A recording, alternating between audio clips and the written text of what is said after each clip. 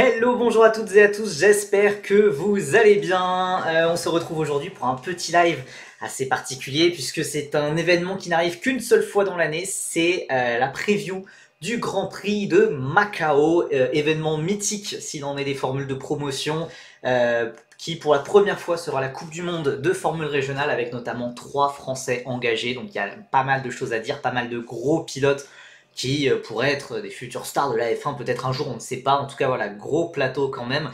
Donc on va en parler évidemment. On va aussi parler plus rapidement d'autres actualités, notamment qui sont tombées ces derniers jours, notamment sur des attributions plus ou moins controversées sur des titres de F4 française. On a enfin le fin mot de l'histoire et aussi l'Eurocup 3. J'en ai pas parlé sur Twitter parce que je voulais un peu plus me lâcher sur Twitch, mais waouh.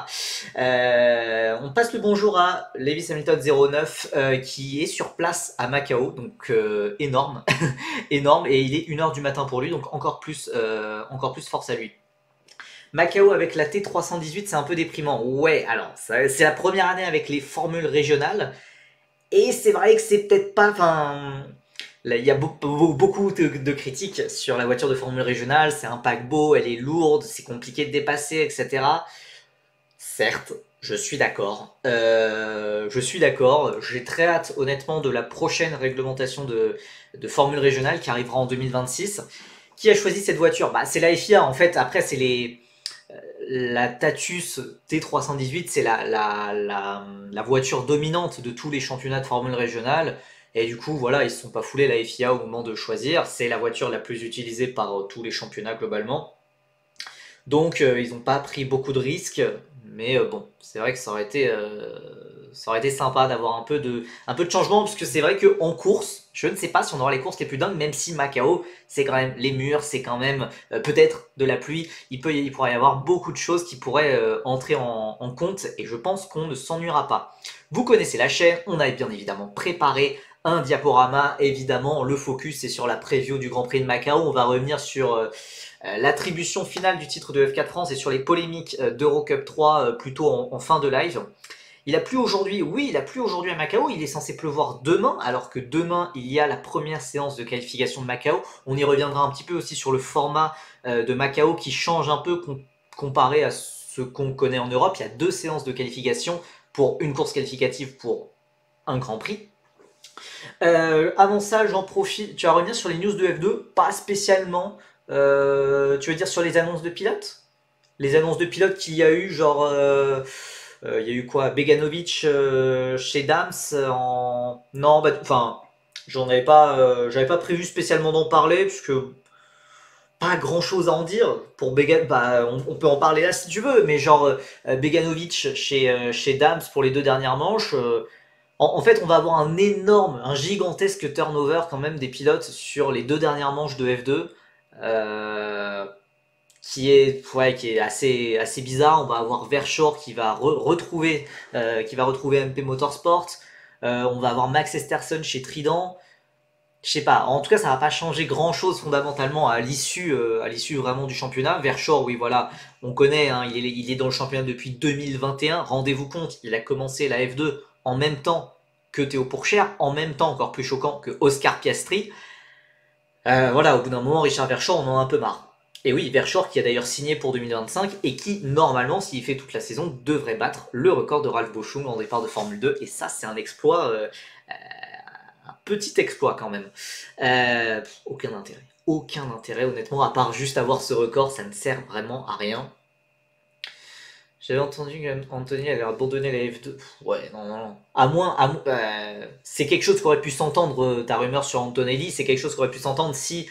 Euh, S'il y avait une place qui s'était libérée en F1, mais là, bah non, il va finir la saison et tant pis. Hein.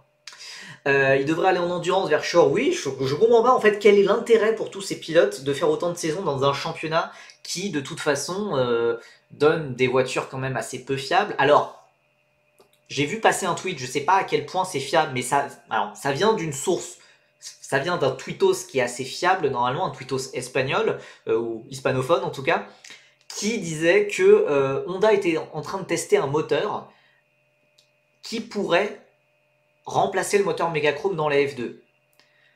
Je sais pas, moi j'ai aucune source là-dessus, mais enfin c'est disponible sur Twitter, c'est Alex Garcia, oui voilà, c'est un insider hispanophone qui a sorti ça, et c'est vrai que moi je suis très très chaud, je suis très très chaud pour un changement. Alors malheureusement, voilà, c'est pas cool pour le sport auto français, on va dire, car Mecachrome est une entreprise française. Oui, Alex Garcia est fiable, je suis d'accord, enfin c'est un nom qui me parle et que normalement il est censé être fiable. Donc euh, j'ai envie d'y croire, mais j'attends d'avoir un peu plus d'infos pour vraiment en parler. Mais le moteur Mecachrome pourrait donc être remplacé, je ne sais pas à quel horizon, 2025, 2026, je ne sais pas, ou même peut-être après. Donc ça serait un peu triste pour les emplois en France. Maintenant, oui, Alex Garcia, oui, c'est un homonyme du pilote de F3. Il a été le manager de Juju Noda. Ah oui, c'est vrai. Oui, à l'époque de la F4 danoise. C'est ça. Je pense. Allez, oui, c'est ça. T'as raison. T'as complètement raison. Si t'es champion après ta 5e saison, il y a un monde où tu montes en F1. Non. Bah déjà, à partir du moment où Pourchaire et Drugovic ont été champions à leur 3e année, tu te doutes bien qu'en étant champion dans sa 5e année, je pense qu'il n'y a qu'un seul pilote qui a fait ça, c'était Fabio Leimer, je crois, en GP2 en 2014. Bon, vous êtes tous d'accord pour dire que voilà, Fabio Leimer, il n'a pas eu sa chance en F1 et je sais même pas ce qu'il est devenu, honnêtement. À moins que tu aies Latifi ou Palmer, ouais, mais enfin, il n'a pas tant d'argent que ça non plus, Verschoor. Il n'a pas non plus tant d'argent que ça. Voilà, pour en revenir à Mecachrome, donc voilà, ça serait triste pour les emplois, mais bon, au bout d'un moment, il faut que la sanction tombe. Hein. C'est des moteurs d'une fiabilité absolument catastrophique. C'est ça depuis des années. Il y a des plaintes sur la fiabilité et même sur les performances, sur des différences de performance. Au bout d'un moment, pour un championnat aussi qui se veut aussi professionnel que la Formule 2, qui est l'antichambre de la Formule 1, au bout d'un moment, il faut prendre des décisions. Même s'il y a énormément de conflits d'intérêts avec Bruno Michel qui est à la tête de la F2 et qui est aussi l'un des fondateurs de Mecachrome, au bout d'un moment, il faut quand même que les choses bougent. Et si ce Alex Garcia dit vrai, ça serait très chouette. Ça serait très chouette de voir un peu de changement. C'était pas Valsecchi le champion après 5 saisons? Bonsoir, Xenon 4. Très bonne question. Après, il y en a peut-être eu plusieurs, mais je crois que Fabio Lagner, il a pris pas mal de temps. Enfin, c'était un peu les années de la GP2 où c'était bien Bresson et en fait, il y avait personne qui sortait de la GP2 qui allait en F1 puisque tous les meilleurs étaient en Formule Renault 3 litres 5. Bon, on s'égare peut-être un petit peu. On va revenir sur le Grand Prix, de Macao. Après, vu la grille de F2 l'an prochain, Verschoor, c'est peut-être dit qu'il pourrait monter sa cote en faisant un bon résultat. Ouais, mais. Oui, alors c'est vrai que a priori la grille de F2 sera moins relevée que l'année que cette année. Certes, mais bon, ça va pas avoir vraiment de valeur. Hein. Quand on voit que Pourchaire a quand même battu des gens comme voilà, Vesti, Iwasa, Douane, Lawson, etc. Ah voilà, enfin, ça va pas changer grand chose quoi. Euh, Ils ont gagné en leur 4e année, Valsecchi et Leimer, ok. Ok, enfin bon, de toute façon, 4e, 5e année, honnêtement, quoi qu'il en soit, ça en revient au même. Ça ne change absolument rien, juste pour la statistique, et si c'est le cas, mais à coup pas, mais bon. Avant de commencer la preview du Grand Prix de Macao, j'en profite pour remercier les derniers follow, notamment Arnaud Shanghai qui je crois, donc le papa d'Enzo Deligny qui je crois m'avait déjà follow avant. Fabien Tim, c'est la Lansade, Koum 12, Augustin QB, merci à vous 5. D'ailleurs, j'en ai pas encore parlé, mais à tous ceux qui viennent de la chaîne YouTube, à tous ceux qui me regardent sur YouTube actuellement dans le futur, mais bref, vous avez compris, bienvenue, peut-être que c'est la première fois, peut-être que vous découvrez la chaîne grâce à ma collaboration avec l'œil du paddock.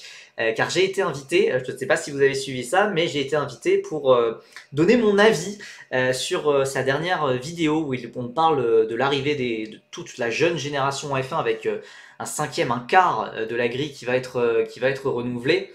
J'ai vu d'ailleurs il y avait pas mal de commentaires qui me sauçaient sur la vidéo, sur sa vidéo, ce qui était assez plaisant, je dois pas vous le cacher.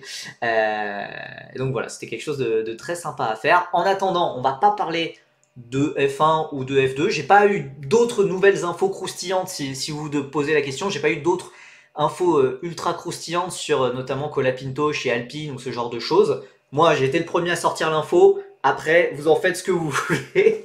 J'ai pas eu de... Si vous pouvez passer le link, j'ai pas vu. Ah, attends. Comment je peux te... Alors, s'il y a quelqu'un qui est plus rapide que moi, ça m'arrange. Euh, Puisque là... Hop, hop, hop. Je suis lent. Gestionnaire de stream, ouais, attends, je l'envoie. Normalement. Hop. Voilà, après tu peux quand même enfin, l'ouvrir dans un autre onglet et puis voilà, tu la gardes, tu restes sur le live quand même. Bon, voilà, Grand Prix de Macao, la preview. On va revenir un peu sur déjà toute la liste en fait. Qui sont les vrais favoris? Qui sont les outsiders qu'on n'attend pas trop mais qui pourraient quand même briller? Et bah déjà, ça va pas être une chose si évidente à déterminer, pour la simple et bonne raison que c'est la première édition de la Coupe du Monde de Formule régionale. C'est certes le 71e Grand Prix de Macao, mais il a été toujours disputé par des Formule 3 ces dernières années, alors entre 2020 et 2022 à cause du Covid avec des F4. En 2023, retour de la F3, sauf que voilà, la FIA a voulu faire une Coupe du Monde de Formule régionale. Et sur le principe, en vrai, je suis totalement d'accord. Si on enlève de l'équation le fait que la voiture est un paquebot, que tous les pilotes détestent la voiture globalement, une Coupe du Monde avec les meilleures équipes des 5 continents, enfin des 5 continents, non, il n'y a pas l'Afrique, mais avec les meilleures équipes des continents, avec les meilleurs pilotes de tous ces championnats de Formule régionale, c'est très cool. Alors qu'en F3, c'est vrai que ça fait une manche un peu hors championnat, un peu pour du beurre, on sait pas trop ce que ça apporte vraiment. Là, tous les championnats de Formule régionale, c'est des championnats continentaux. Il y a un championnat européen, japonais, nord-américain, océanien, etc. Et là, on a vraiment une Coupe du Monde. Donc, on peut avoir peut-être un champion du monde. Alors, petit détail quand même, malheureusement, contrairement à ce que j'aurais aimé, on se retrouve avec des pilotes bon, de FRECA, ça c'est logique, c'est un peu le championnat phare de la Formule régionale. On a des pilotes d'Eurocup 3, de GB3, de tout ça, de Formule régionale, de Super Formula Lights au Japon.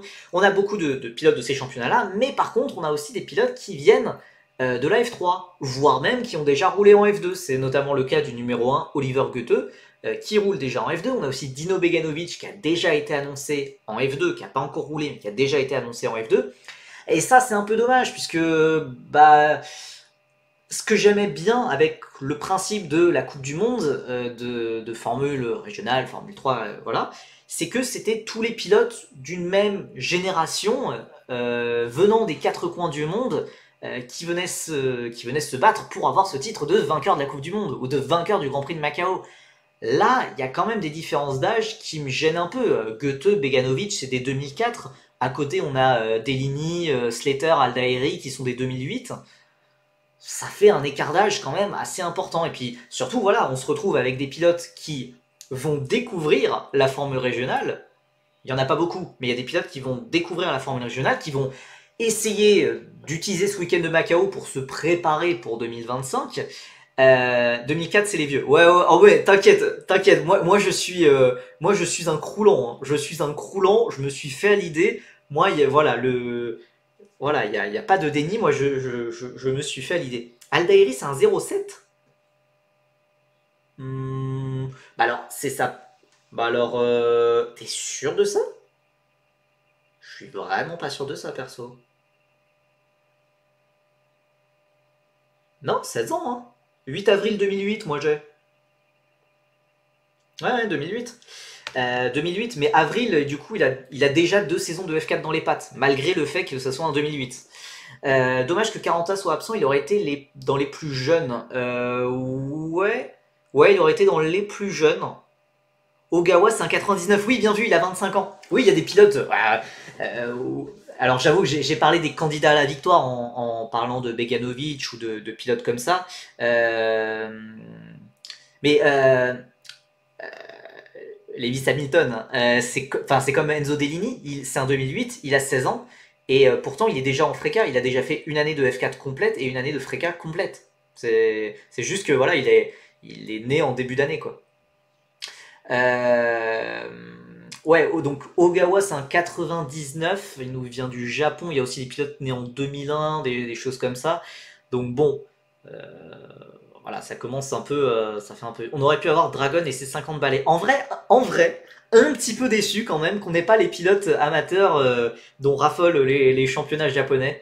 On a que des, voilà, que des jeunes pilotes, notamment Rikuto Kobayashi et Jin Nakamura. C'est très intéressant ça, puisque c'est vraiment des pilotes qui peuvent avoir un vrai potentiel. Peut-être, peut-être dans un monde, ils iraient en F1, on ne sait pas.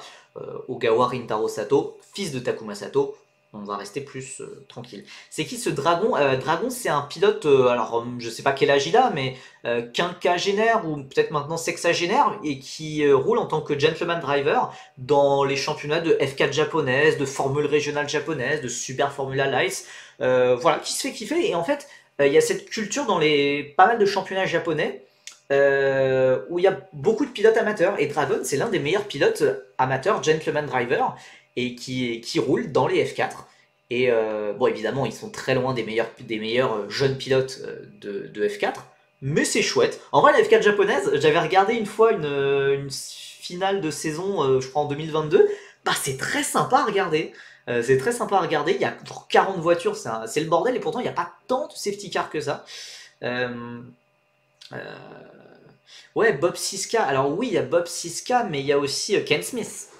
Ken Smith, le pilote néo-zélandais qui a fait le Grand Prix de Nouvelle-Zélande en formule régionale océanienne jusqu'à ses 80 ans et quelques, hein, et qui est toujours en vie, heureusement d'ailleurs. Voilà, pour revenir sur Macao et sur l'édition 2024 qui arrive, en vrai, c'est difficile de dessiner quand même une hiérarchie entre les équipes. Alors Paolo Brachnik, il a 35 ans. C'est un gentleman driver aussi, mais pas autant que Dragon. Ça va être difficile de dessiner une hiérarchie puisque c'est la première fois dans l'histoire du circuit de Macao qu'on retrouve des formules régionales.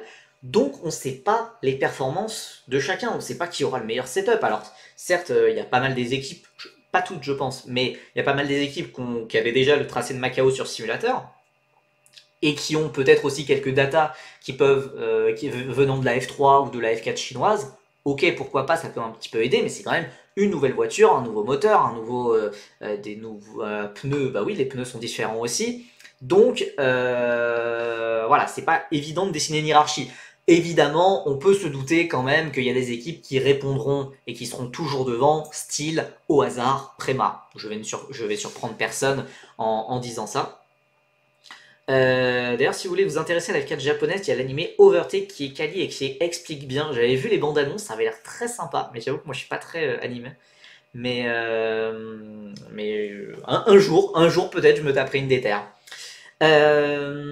Aussi, alors quelque chose notamment que j'ai entendu pour certaines équipes venant de la FRECA notamment, euh, on va, en fait, les équipes ne savent pas dans quoi elles s'embarquent. Les équipes ne savent pas dans quoi elles s'embarquent, puisque je ne pense pas que ce soit le cas de Prema, notamment qui a un partenaire, Theodore Racing, qui est sur place, en tout cas qui est en Extrême-Orient. Il y a des équipes, style notamment nos équipes françaises, RS, ART, Saint-Eloc, qui n'ont pas de base en Asie.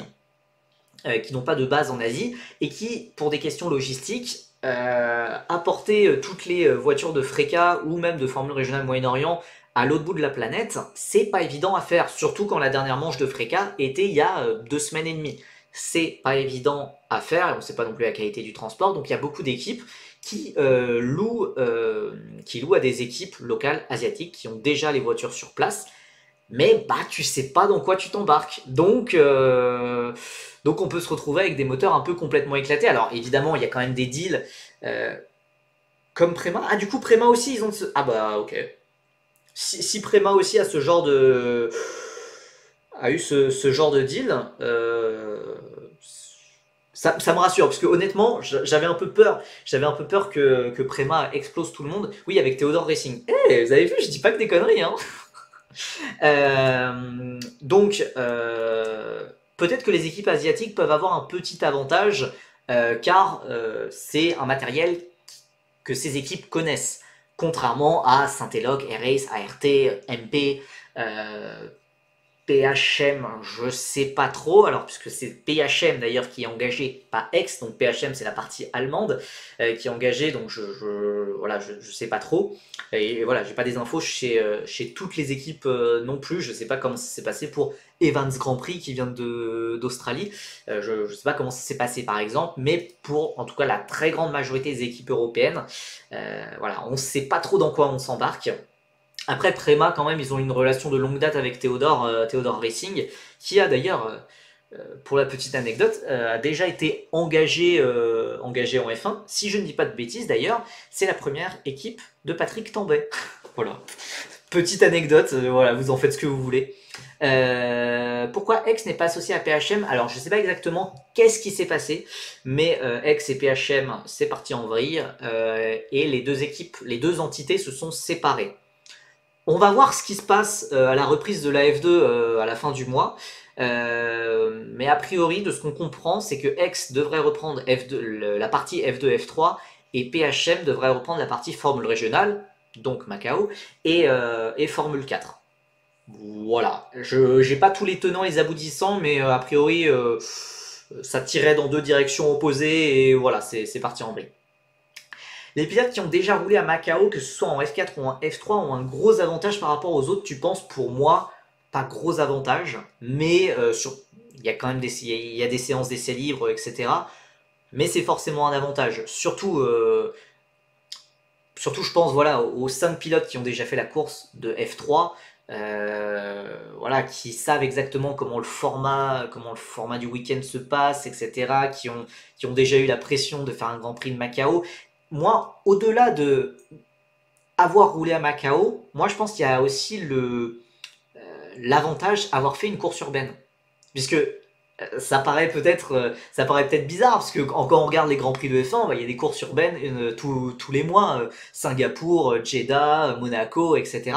Mais sauf que à cet âge-là, à ce stade de leur carrière, ils ont très peu roulé en ville. Ils ont très peu roulé en ville. Donc évidemment, donc il y a les 5 pilotes qui ont roulé à Macao, il y a ceux qui ont fait les courses de F4, je pense notamment au local Thiago Rodriguez qui est à Macao. Et sinon, bah en fait, il n'y a personne. En dehors de Evan Gilter qui a fait le Grand Prix de Pau en 2023. Je crois que c'est le seul à avoir fait Pau. Oui, voilà, je crois que c'est le seul à avoir fait Pau. Slater.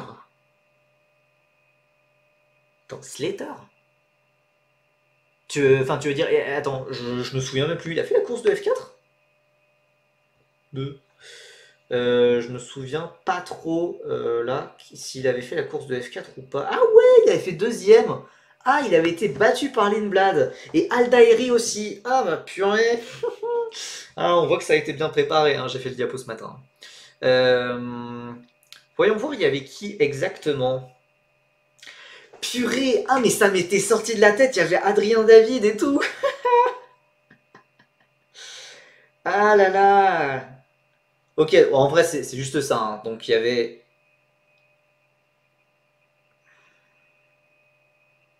Purée, il y avait Stenson qui avait fait la F4. C'est vrai que c'était une édition bizarre. C'était une édition bizarre, Adrien David avait fait 7ème. Bah purée. Ok. Ok, bon, fort bien. Et Freddy Slater, non, il a fait 9ème, hein. Freddy Slater, il a fait 9ème. Alors qu'il partait deuxième. Il avait fait deuxième de la course qualificative, donc je pense qu'il a dû avoir un petit souci, notre ami. Bref, en tout cas, donc il y en a qui ont roulé sur un circuit urbain, dont notamment Freddy Slater, notamment Rachid Aldairi, et aussi donc Evan Gilter qui n'a pas roulé à Macao mais qui a roulé à Pau. Donc ça peut être un vrai avantage quand même. Du coup, t'es logé avec tous les gens de Prema, Lewis Hamilton 09. T'es logé avec tous les gens de Prema, donc avec Beganovic, Slater, Dunn et compagnie ou... Eh bien écoute, Natoon28, bonne soirée et tu peux rattraper bien évidemment la rediffusion sur Percy VOD sur YouTube. On va faire un peu équipe par équipe pour un petit peu avancer dans le live, voir un peu ce qu'on pense de chaque line-up, notamment chez MP. MP qui a vécu, alors on se calme. On parle pas encore de l'Eurocup 3 et du drama giga, du scandale et du... Voilà. On n'en parle pas encore.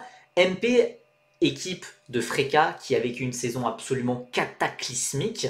Une saison absolument cataclysmique en Freka, où ils ont fait, je crois, 8e ou 9e avec aucun podium. Une saison absolument désastreuse, alors qu'ils avaient pourtant des pilotes plutôt bons quand même. Nikita Bedrin, Rinicella, etc. Oligote, oh non. Ah non.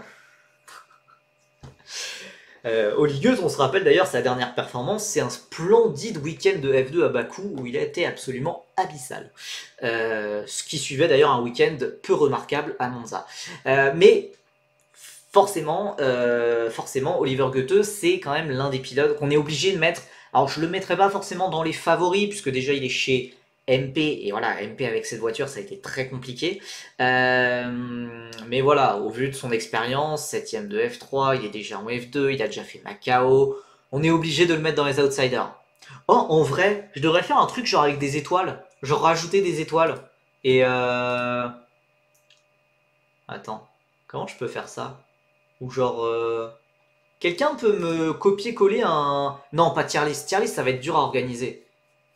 Quelqu'un peut me passer un caractère étoile.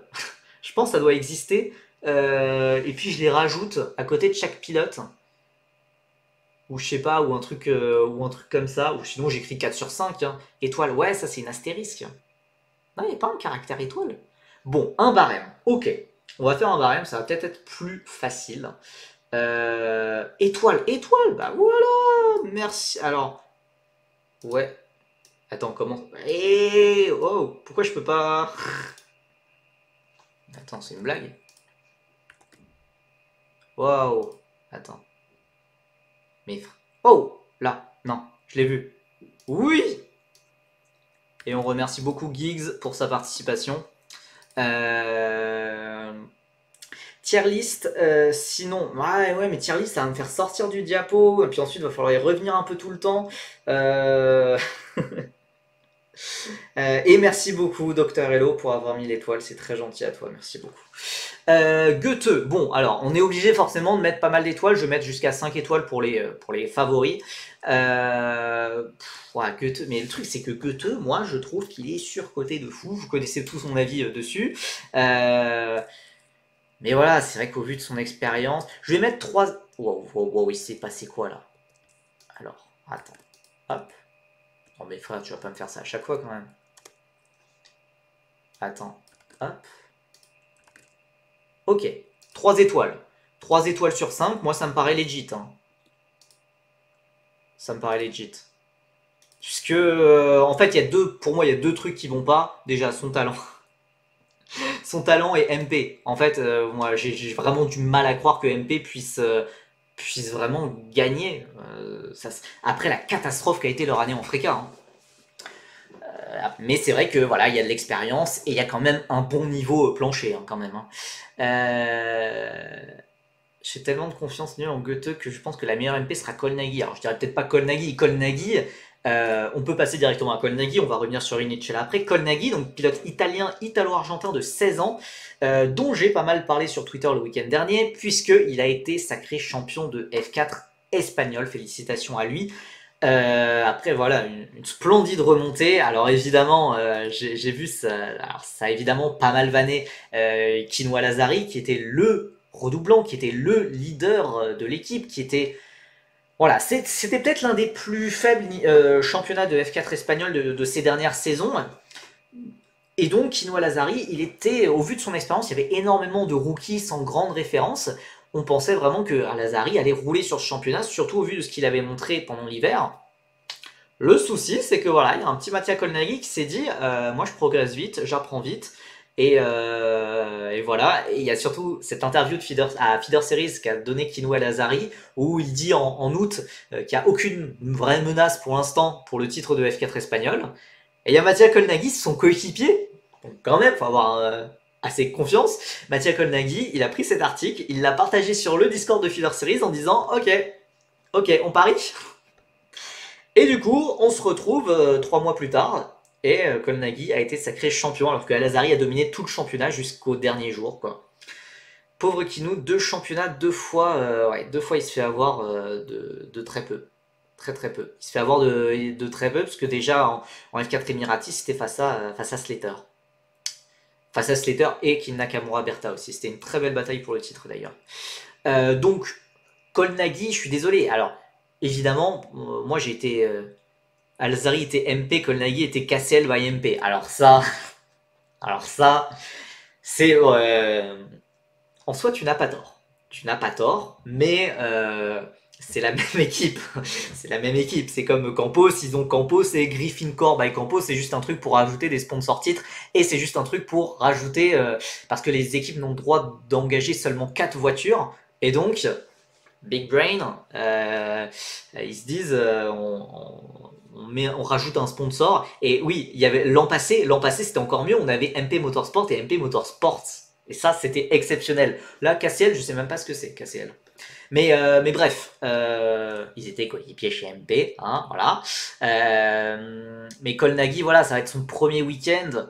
Franchement, je l'adore, hein, mais frère, pourquoi tu fais ça? Hop. Je l'adore, mais pour moi, on peut pas mettre plus qu'une étoile. Enfin, c'est un rookie, et en plus, il est chez MP. Alors certes, il a énormément de talent. Deux. En vrai, ouais, on est obligé de mettre deux, puisqu'il y en a un, il y en a certains, on sera obligé de mettre une étoile. Ouais, ouais, ok, deux. Deux, deux, deux. Deux, puisque, voilà, faut prendre la grille dans son ensemble. Oui, oui, oui, non, je suis d'accord. Je suis d'accord. On va réserver une étoile pour les cracks. Valerio Rinicella, ça c'est un cas intéressant. Le protégé de Giancarlo Fisichella. Qui a eu une année kata. Qui a eu une année kata alors qu'il avait fait 3ème de F4 espagnol, qu'il avait rivalisé toute l'année avec Nael, Delini, Christian Ho, etc. Qu'il avait été le leader incontesté de MP en 2023 en F4 Espagne. Très logiquement, il est monté en Freca. Mais voilà, ça a été une catastrophe complète son année. Il y a quand même eu quelques petits points pour sauver un peu le bilan, mais pour moi, c'est surtout l'équipe qui est complètement passée à la trappe. Et voilà, on a vraiment très très très peu vu Rinicella. Il y a vraiment que en fin de saison où on a commencé un peu à le voir. Mais moi, je garde confiance en Rinicella. Euh, Peut-être pas pour Macao, mais pour le futur. J'ai entendu qu'il pourrait peut-être aller en Eurocup 3 chez MP. Ça peut être intéressant. MP, d'ailleurs, a priori, MP devrait partir de la Freca pour se concentrer sur l'Eurocup 3, hein, petite info comme ça. L'équipe MP de Freca devrait notamment être rachetée par CL Motorsport, qui est une équipe chinoise en cours de construction, qui est notamment soutenue par l'une des plus grosses entreprises chinoises qui s'attaque maintenant à l'automobile, DJI, enfin DJI. DJI, ils font plein de trucs. Ils font plein de trucs et notamment, voilà, ils ont envie de lancer leur marque de voiture bientôt. Ils ont envie d'arriver en sport auto. Voilà, c'est un projet très ambitieux et je sais, voilà, ils recrutent activement des pilotes. Donc on verra. On rappelle quand il vient de Mac 2 sur Justy au 3ème virage. Oui, oui, je me rappelle au Red Bull Ring. Oui, en plus il a même pas été pénalisé pour ça, incroyable. Oui. Oui, je n'avais pas spécialement envie de ramener ça puisque j'aime bien Rinicella. Ils sont en train de créer une équipe pour le fils, bah c'est ça, c'est exactement ça. Alors je sais pas parler chinois, donc Zenrui Shi, voilà, enfin ou Shi Zenrui, voilà, qui devrait arriver en F4 l'an prochain, qui a déjà pas mal testé. Donc voilà, ils sont en train de créer un truc. Maintenant, est-ce que ça peut aller dans les excès d'un Lawrence Stroll qui a créé, qui a soutenu des équipes, etc., qui a voilà, et pour l'amener jusqu'en F1, pour l'instant, on en est extrêmement loin et il n'y a pas encore une seule course de F4 en Europe. Toujours aucune nouvelle sur le Ferrari Scouting Camp? Non. Après, honnêtement, ça prend toujours beaucoup de temps, hein, le Ferrari Scouting Camp, donc toujours pas de nouvelles à propos de Thibaut Ramakers ou de Ethan Jeffhall. Alors je sais que Ethan Jeffhall, notamment, il a fait des tests en Grande-Bretagne, là, cette semaine.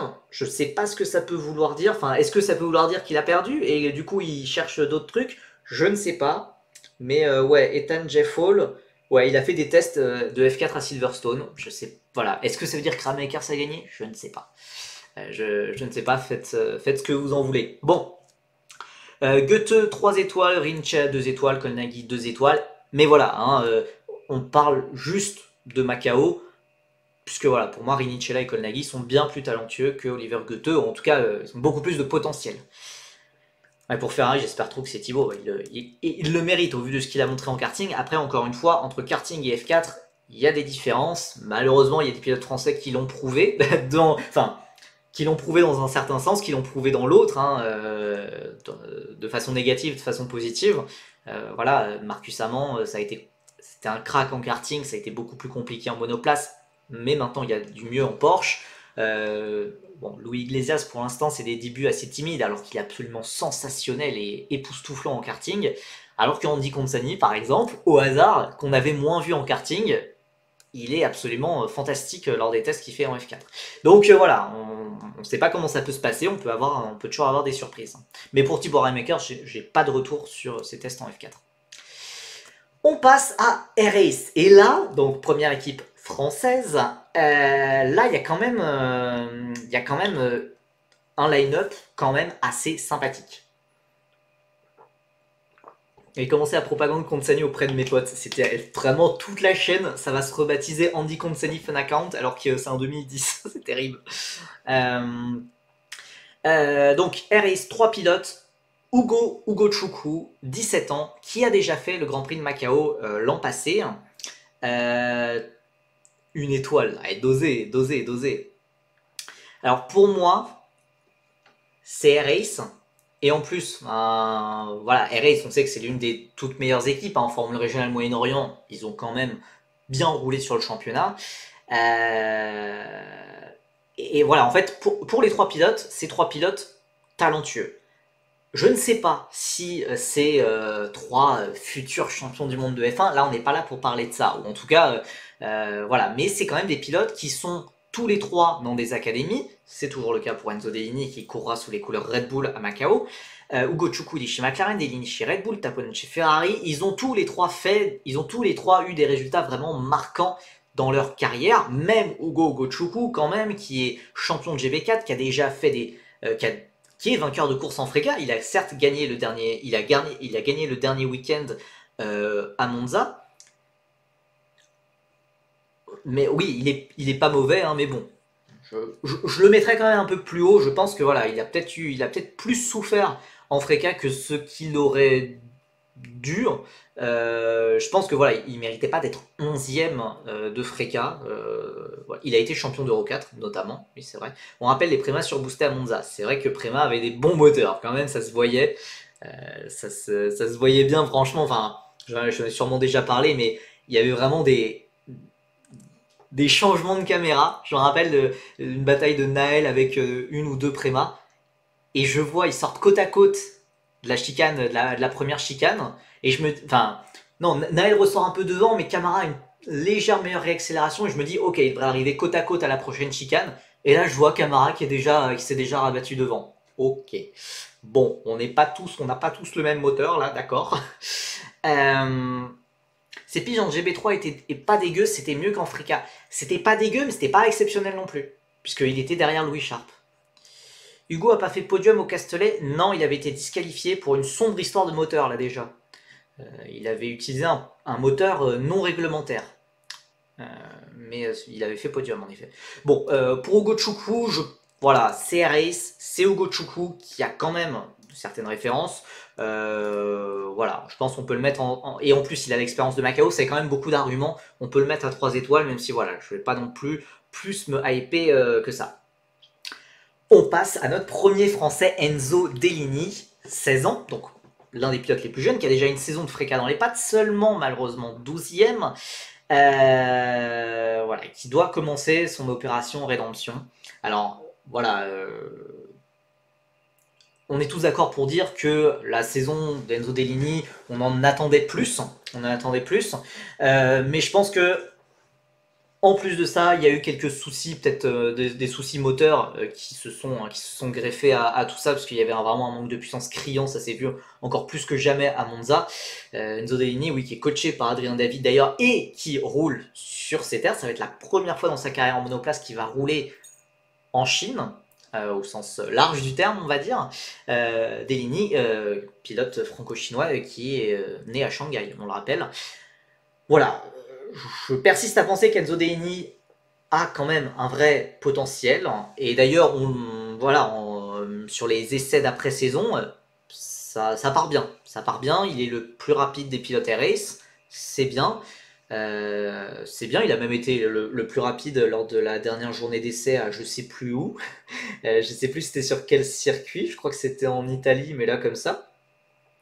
Euh, D'ailleurs, Adrien David a fait une interview avec Lucas par les fins. Ouais, enfin, alors j'ai vu qu'il avait fait l'interview, je l'ai pas écouté encore. Je sais pas si on apprend des choses particulièrement croustillantes, mais je sais qu'Adrien David il peut donner des interviews très très très sympas où on apprend plein de trucs. Donc ça doit valoir le coup d'œil, je pense. Bon, merci beaucoup à Galaxy 21 000 pour le follow.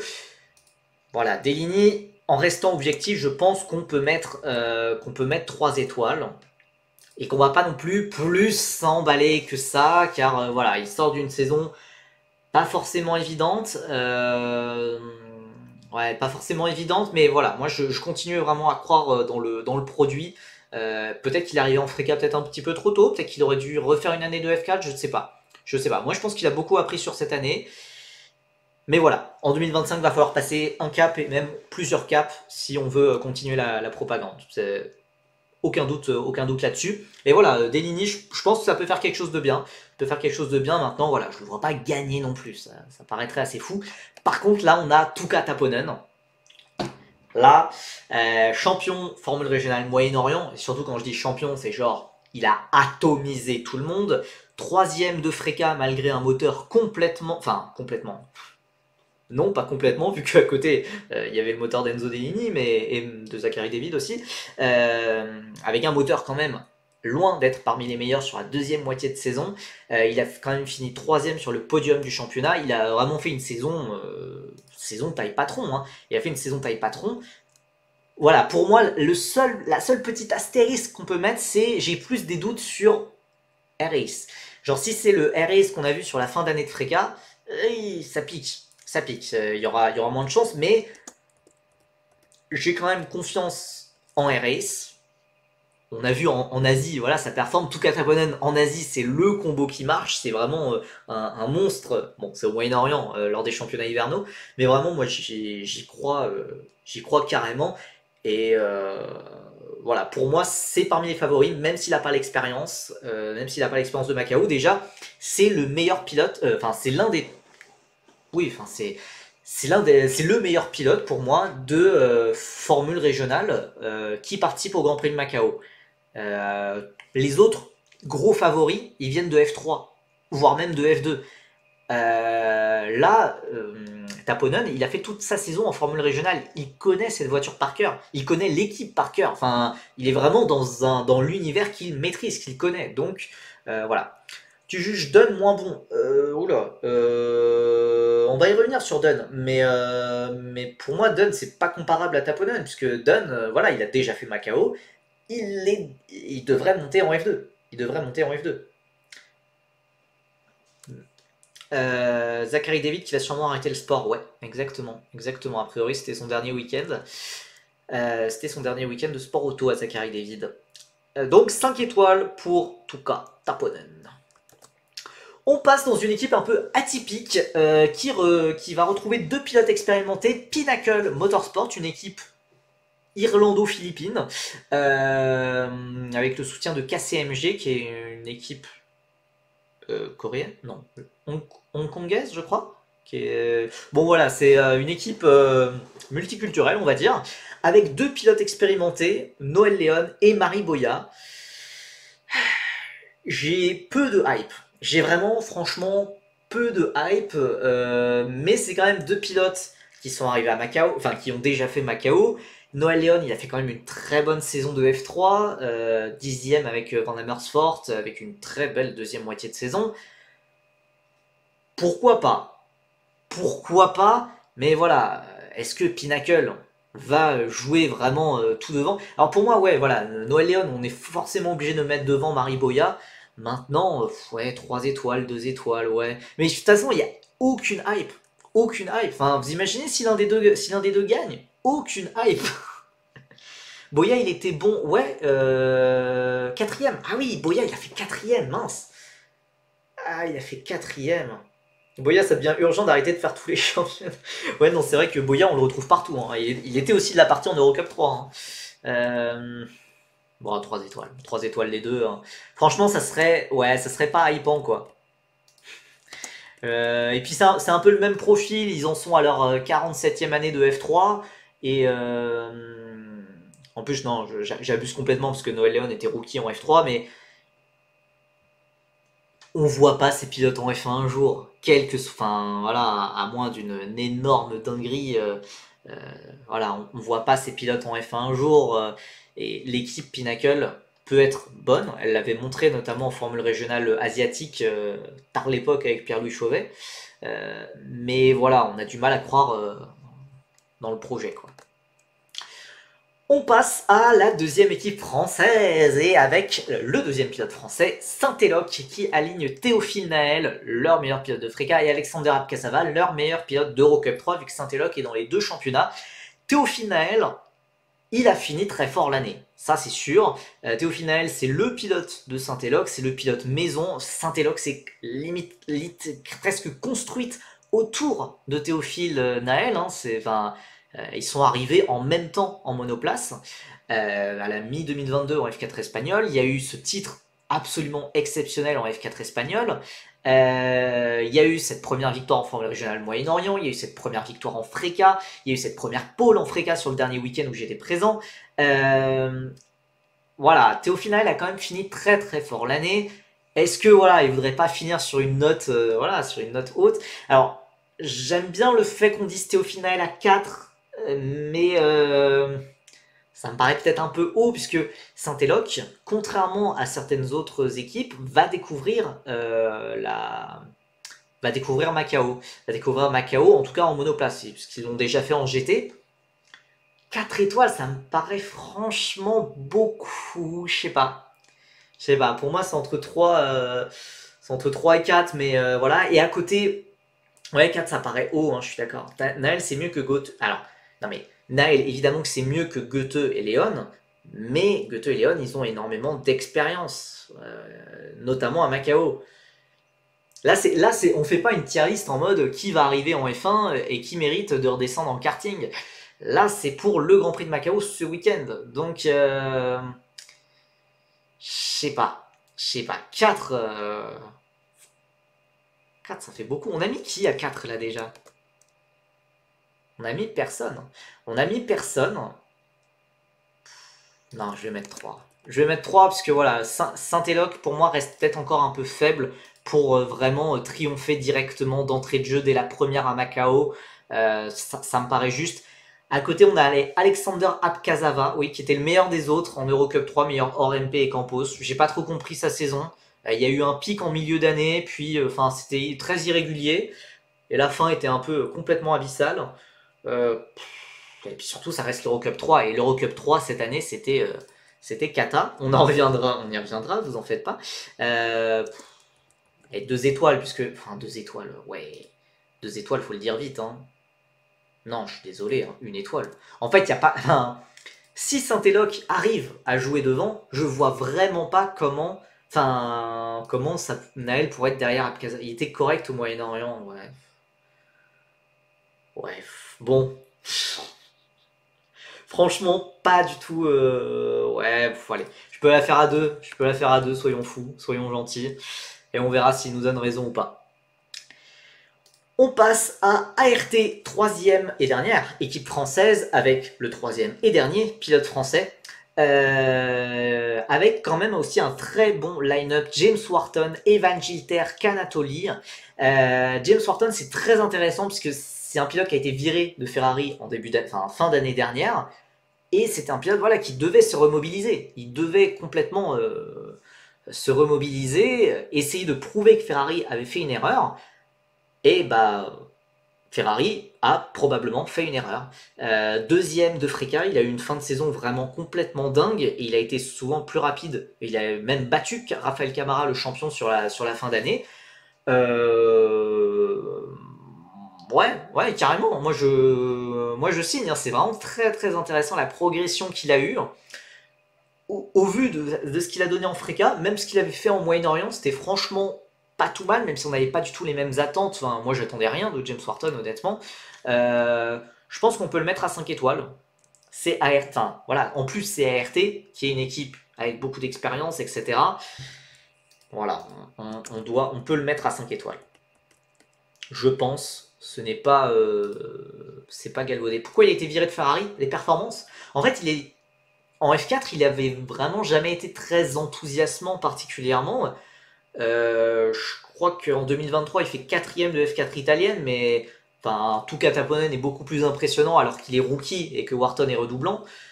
En fait, voilà, il n'y avait pas vraiment. Enfin, à côté d'un gars comme Tuka Taponen, Ferrari ne voyait pas l'intérêt de conserver Wharton. Et d'ailleurs, pour moi, je place quand même Taponen au-dessus de Wharton en potentiel, en talent, etc. Mais il a fait fermer les bouches quand même, James Wharton, cette année. Donc on peut. Ouais, j'ai mis 6 étoiles, dose, hein. Dose quand même. 6 étoiles, c'est l'ultra favori.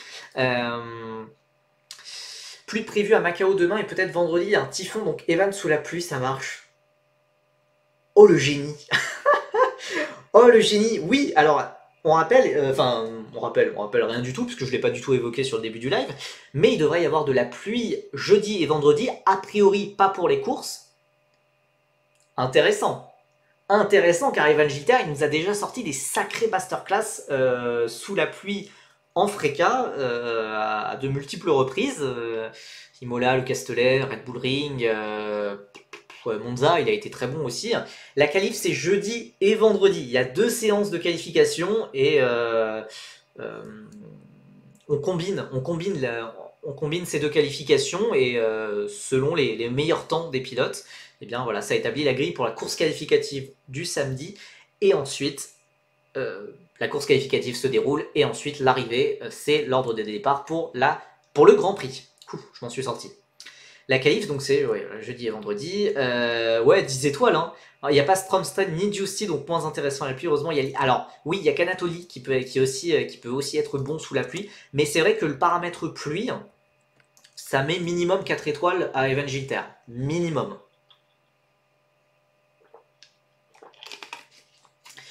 En plus, c'est vrai que son point faible cette année, ça a été vraiment la qualification. Donc si ce point faible peut être remédié par la pluie, ça peut faire des choses très intéressantes. À côté, on a Canatoli, qui a été un peu moins en vue, mais il était chez G4 Racing et il a été le seul pilote à marquer les points de toute la saison. Et il a fait aussi d'ailleurs de très belles performances sous la pluie, notamment au Castellet où il a décroché un podium. Ça peut... Je sais pas, 3 étoiles, je trouverais ça gros, puisque 3 étoiles, on avait quand même mis Naël, on avait mis Léon, Boya, Ogochukwu, Delini. Je ne me vois pas mettre 3 étoiles, mais 2 étoiles, 2 étoiles, ouais, pas de souci pour Canatoli. Franchement, pas dégueu. Et même peut-être, on sait jamais, sur un coup de tête, sur une course complètement folle, pourquoi pas. Mais Canatoli sous la pluie, ça peut être intéressant, ouais. C'est le moment de se défouler et d'être positif sur Gilter vu que Vettel spin. C'est vrai qu'il est absent. S'il rattrape la rediffusion, il va m'en vouloir par contre. Mais non, ça peut être très intéressant, Evan Gilter, surtout sous la pluie. Et en plus, voilà, comme je le disais, il a déjà l'expérience d'un circuit urbain. Je sais pas. D'ailleurs, circuit urbain sous la pluie, puisque la qualification avait été faite sous une pluie assez diluvienne et Gilter avait été très impressionnant. On passe à des pilotes qu'on connaît moins et que moi-même je connais moins. Toms Sawyer, c'est la... Bref, pardon. Wow. C'est une équipe japonaise, l'équipe de Toyota. C'est l'équipe de jeunes pilotes de Toyota. Et donc, ils ont 2 jeunes pilotes de Toyota. Rikuto Kobayashi, aucun lien avec Kamui Kobayashi, qui est actuellement en Super Formula. Actuel 4ème de Super Formula Lights.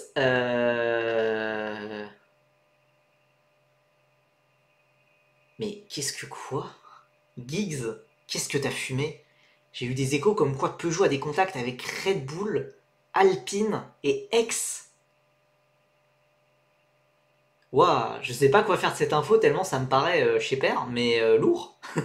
Euh, lourd. Alors X en soi, pourquoi pas, hein.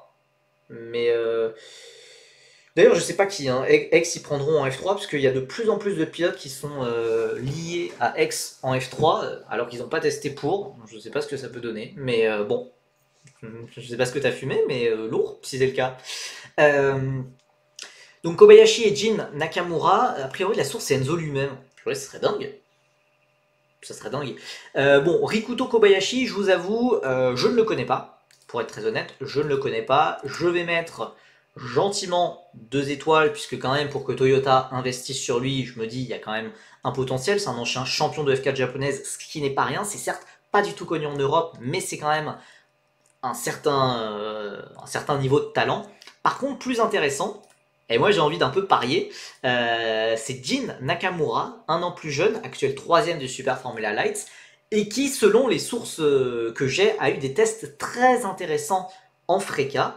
Il devrait notamment, normalement, rejoindre RS. Donc, moi, je vais le mettre à 3 étoiles. C'est un peu un coup de poker, hein, puisque, en plus, on rappelle la Super Formula Lights, c'est des voitures différentes que les FRECA, les voitures différentes que celles utilisées au Grand Prix de Macao. Mais je me dis, si mes sources sont pas dégueu, et je pense pas qu'elles soient dégueu, voilà, ça peut faire un petit coup de folie. Ouais, Super Formula Light, c'est quand même, enfin, ça utilise une excellente voiture qui est qui est la Dallara 320, qui est aussi utilisée en Euroformula. L'Euroformula, d'ailleurs, pourquoi ça survit alors que ça n'a que 6 voitures? C'est parce que la voiture est excellente. C'est parce que la voiture forme beaucoup plus à la F3, la F2, la F1. Euh, c'est la seule raison pour laquelle le championnat survit. Et d'ailleurs, l'Eurocup 3 serait très intéressé de piquer cette Dallara. Et donc, si c'est le cas, c'est vraiment la mort de l'Euroformula. Mais voilà, c'est une voiture, a priori, qui prépare bien mieux, bien plus physique, bien plus, avec beaucoup plus d'aéro que la voiture de Freca. Le souci de la SF Light, c'est que le championnat est d'une faiblesse. Oui, certes.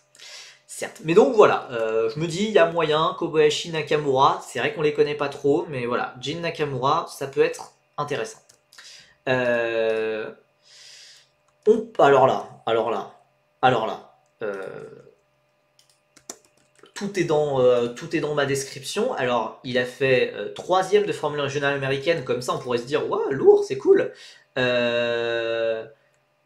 Ouais, en fait, non, on peut même pas mettre une étoile. Il n'y a aucun monde où ce gars gagne, hein. Il n'y a aucun monde où ce gars gagne, c'est pas possible. Donc Jack Bowling, 21 ans, 36ème de Freca et vraiment très très loin de tout. Et 3ème de Formule régionale américaine, alors que c'est l'un des rares pilotes qui a disputé toutes les manches. Car oui, le champion s'est arrêté une manche avant la fin. Et le deuxième n'a fait qu'une moitié de saison. Voilà, donc c'était Patrick Woodstock le champion et Ryan Sheehan le deuxième. Et il a quand même fini derrière. Donc voilà, 0 étoile. Bonsoir, bonsoir, j'ai raté quoi? La bonne grosse moitié, une bonne grosse moitié du live.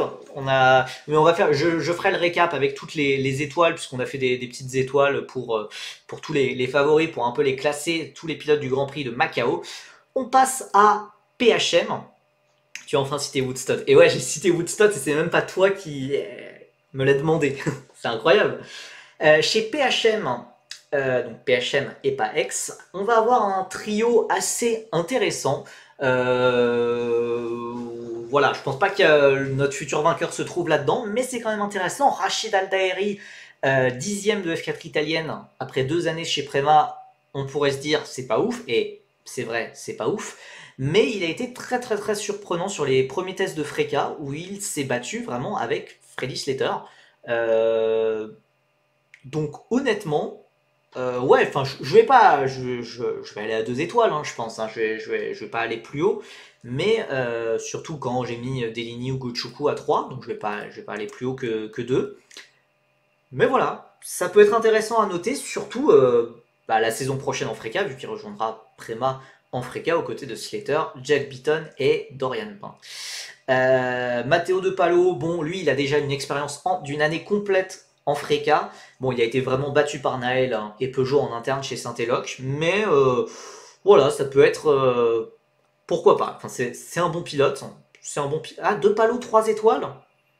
Alors c'est vrai qu'il a une année d'expérience, mais genre je mets quand même De Palo un bon cran derrière Naël, Deligny, etc. hein.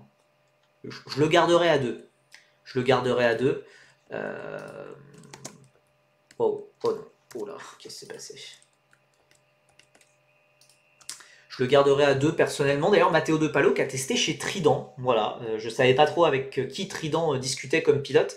De Palo, le même que Boya. Mais Boya, j'avais dû mettre 3, non? Non? Attendez. Non, Boya, j'avais mis 3 étoiles. Boya, il a fait quatrième du Grand Prix de Macao l'an passé, hein, quand même. Hein. On peut pas lui retirer ça. Hein. On peut pas lui retirer ça. Et pour Rui Killiu, donc, qui lui aussi a été d'ailleurs chez Trident, qui a fait toute l'année en Freca, il n'a pas été aussi désastreux que je le pensais. Non, non, Liu, je vais lui mettre une étoile, puisque voilà, il n'a pas été aussi désastreux que je le pensais, donc je vais quand même mettre une étoile. Il n'est pas aussi cataclysmique que je le pensais, et voilà, il a progressé, il a progressé un petit peu, puisque en F4, il était vraiment nulle part alors qu'il était dans les meilleures équipes. Là, chez Trident, qui ne fait pas partie des meilleures équipes en Freca, je crois qu'il a arraché un point. Et franchement, voilà, une étoile pour l'effort. Une étoile pour l'effort. On passe là par contre, là c'est l'artillerie lourde. Là franchement, là on rigole plus et là on va avoir beaucoup d'étoiles. Abkazava, même note que Aldairi, Rinicella et De Palo. Eh, en vrai, ouais, ok. Je suis d'accord pour dégrader un peu Abkazava. Puisque voilà, j'avais voulu être gentil, mais c'est vrai que vous me mettez devant mes contradictions là. C'est vrai que bon, ça pique un peu quand même. Chez Prema, bon, Liu qui a provoqué 6 crashs dans la même course à la dernière course de Freca. Alors peut-être pas 6 crashs, mais c'est vrai qu'il a été impliqué, notamment dans le drapeau rouge final d'ailleurs. Beganovic, Slater, Dunn. En vrai, alors je sais pas si on peut mettre 5 à tout le monde, mais alors déjà, c'est 3 pilotes qui ont tous les 3 roulé à Macao. Beganovic et Dunn en F3, Slater en F4. Beganovic, bon, 6ème de F3, il connaît Prema par cœur. Mais c'est quand même un pilote qui a une certaine pression, il a une carrière qui doit impérativement redresser, puisque là, ça prend pas du tout le chemin de la F1. Mais voilà, ça reste l'un des pilotes les plus expérimentés, l'un des tout meilleurs pilotes, même s'il a eu une saison très compliquée et décevante, on va pas se le cacher, hein, il finit de justesse devant des pilotes comme Sami Mektounif. Voilà, c'est pour Beganovic qui visait le titre, ça pique. Donc moi je vais quand même mettre 5 étoiles, puisque objectivement il est chez Prema, donc déjà ça t'offre quand même 3 étoiles minimum. Et voilà, son palmarès c'est quand même un champion de Freca en 2022, des victoires en F3, voilà, moi je suis obligé de le mettre à 5 étoiles. Et en plus il a l'expérience du circuit, il a l'expérience du Grand Prix de Macao. Pourquoi Ferrari a préféré Beganovic à Camara champion de Freca? Tu veux dire pour Macao? Puisque Camara, il reste dans le giron Ferrari hein, pour l'instant. Hein. Il reste dans le giron Ferrari. Après, ça, c'est les deals de chacun, c'est les sponsors de chacun. Peut-être que Beganovic avait plus de sponsors. Et Camara, surtout, il a une cote au maximum. Là. Il est champion de Freca, il a atomisé la Freca. Il a fait ce qu'on attendait de lui après le départ d'Antonelli. Il a enfin gagné un championnat. Voilà, c'est ce qu'on lui demandait de faire. Est-ce que ça vaut le coup de tout risquer à Macao et de partir sur une mauvaise note? Peut-être pas forcément, tu vois. Alors que Beganovic, une victoire à Macao, ça peut être sympa. Camara est parti chez Trident en F3. Alors oui, mais en tout cas sur ses combinaisons, il y avait écrit Ferrari Driver Academy lors des tests. Alors ça vaut ce que ça vaut, mais pour l'instant, on n'a pas l'impression que Camara soit out du giron Ferrari. Et en plus, voilà, Trident n'est pas à Macao. C'est notamment pour ça, d'ailleurs, Matteo De Palo, Rui Killiu, ils sont partis chez PHM. Donc, Beganovic, je vais rester à 5 étoiles. Freddy Slater. Bon, voilà, Freddy Slater, c'est le Lando Norris Regen. C'est le nouveau crack, voilà, champion de F4 italienne, champion de F4. Oui, attendez, il a gagné à la F4 Emirati. il est déjà parmi les tout meilleurs lors des tests FRECA. Il concurrence déjà les pilotes redoublants comme Evan Gilter, etc. Pour moi, c'est l'ultra favori. Enfin, c'est le gros favori de la FRECA, malgré le fait qu'il soit rookie. Slater, le prochain choker de départ. Non, mais Lando Norris regen parce qu'il est britannique, il est pété de thunes, c'est le même management. C'est le gars téléguidé depuis des années et des années pour performer, qui fait énormément de roulage, de tests, etc. Voilà, c'est un peu ça pour moi. Et d'ailleurs, personnellement, je n'aime pas ce genre de... J'apprécie pas trop ce genre de profil, en fait. Enfin, ce genre de profil qui... t'es pété de thunes, tu roules, et bah forcément, c'est plus facile d'être plus rapide, mais bon. Je commence à avoir sommeil. Bah écoute, force à toi, et surtout, passe une excellente journée demain, car le Grand Prix de Macao commence dès demain. 3 étoiles? Non, pour moi, c'est un talent énorme. Il est déjà au niveau en FRECA. Pour moi, c'est minimum 4 étoiles et je descendrai pas plus bas. Il me terrifie. Oh là, oh. Il me terrifie, mais voilà, je pense vraiment. Alors, et en plus, oui, il a déjà fait Macao en F4. Prema va flop à Macao, vous l'aurez vu en premier. C'est un. Bah, franchement, si ça flop, purée, ça va piquer hein, pour les 3 pilotes, puisque voilà, moi les 3 pilotes, je les mets dans mes favoris quand même. Ouais, Euro 4, c'est Akshay Bora qui a gagné, pas Slater, pour une fois. Et enfin, on a Alex Dunn. Alors honnêtement, Alex Dunn, ça a été quand même, s'il y avait qu'une seule révélation à retenir du Grand Prix de Macao 2023, c'est Alex Dunn. Il connaissait pas la voiture, il connaissait pas la F3, il connaissait pas Macao, il connaissait rien.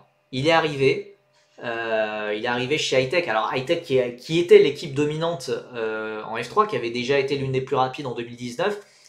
Et voilà, il a été deuxième de la course qualificative. Il a été deuxième des qualifications aussi. Malheureusement, je crois qu'il s'est craché en course lors du Grand Prix. Mais Dunn, pour moi, voilà, enfin c'est Macao, c'est là où il s'est révélé aux yeux de tous. Voilà, et en plus, bon, voilà, en dehors de Macao, il y a quand même un énorme talent. Si on rajoute un R. Ouais, j'ai pas la ref. Faire descendre des pilotes F3 pour la FRECA, c'est tellement injuste. Bah, je suis d'accord, hein, pour moi, c'est pas ça. Pour moi, c'est pas ça le principe de. Comment dire, de faire une Coupe du Monde de Formule régionale. Moi, j'adore le principe. On a des pilotes de tous les pays, de toutes les régions du monde et tout. C'est très chouette. Et voilà, on a des équipes des États-Unis, on a des équipes d'Océanie, des équipes du Japon, d'Europe, du Moyen-Orient. C'est très cool. Mais faudrait que ça soit avec des pilotes de cette génération-là, parce que c'est vrai que voilà, Beganovic, qui a 20 ans, qui va aller martyriser des gosses de 16 ans, franchement, c'est pas cool. Enfin, c'est pas la même génération. Ton heure est passée. Concentre-toi plutôt sur la F2, j'ai envie de dire. Alex Dunn, d'ailleurs, qui devrait normalement lui aussi rejoindre la Formule 2 l'an prochain. Lucas Dunner, waouh! Oh ouais, ça c'est la F3, F3 Covid, ça, la F3, la saison 2020 de F3, ça, à l'époque Piastri pour cher et tout. Je sais pas si je pourrais sortir toute la grille de tête, mais vraiment la saison 2020 de F3, c'est vraiment ce qui a fait chavirer mon cœur à tout jamais pour les formules de promotion, je pense. Franchement, c'était exceptionnel comme période. Il y avait vraiment 9 week-ends, je crois. 9 week-ends en 2 mois. 9 week-ends en 2 mois, puisque ça commençait en juillet, ça finissait début septembre. C'était exceptionnel. Et quelle époque!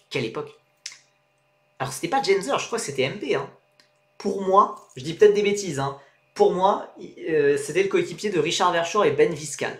Ben Viscal, qui s'en souvient aussi? Bon, peut-être ceux qui suivent l'endurance s'en souviennent du coup. Mais bref, on s'égare un petit peu. Donc voilà, pour moi, Alex Dunn, c'est forcément un très très grand favori. Et honnêtement, si je devais sortir qu'un seul favori, je dirais Dunn.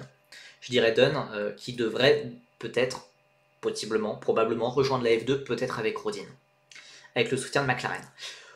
On passe à Evans Grand Prix avec un trio, ma foi, fort atypique. Là, on passe de Prema qui a que des pilotes, qui pourraient potentiellement un jour arriver en F1 à Evans Grand Prix. Donc, j'aurais peut-être dû vous prévenir, fallait un peu se mouiller la nuque avant. Bonne soirée à toi, FC Benoît 7. Bon, Thiago Rodriguez, on va dire que pour lui, il a un titre de champion de F4 chinoise.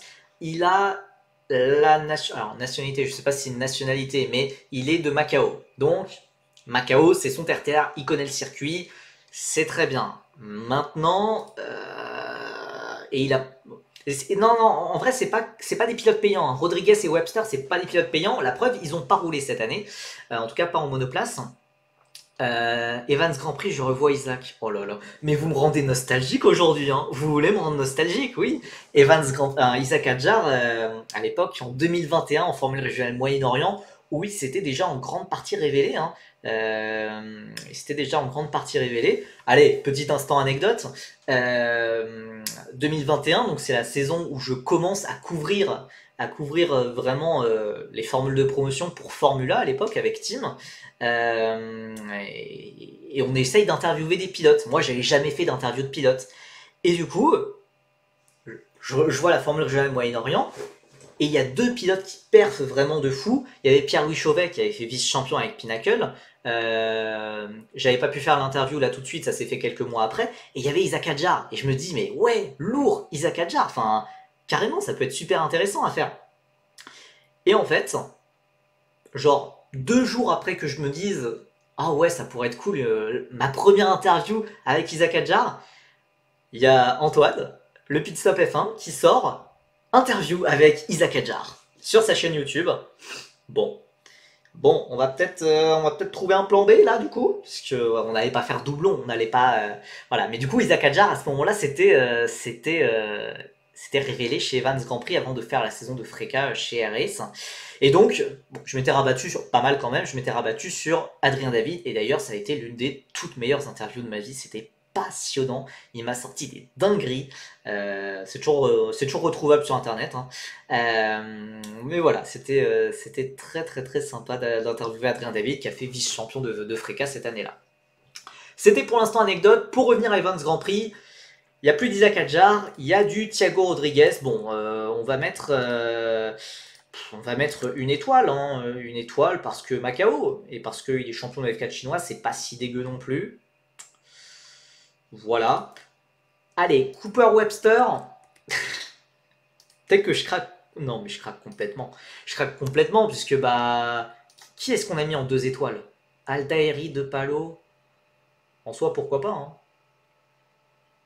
En soi, pourquoi pas. Cooper Webster, c'est un bon pilote qui n'a pas roulé cette année.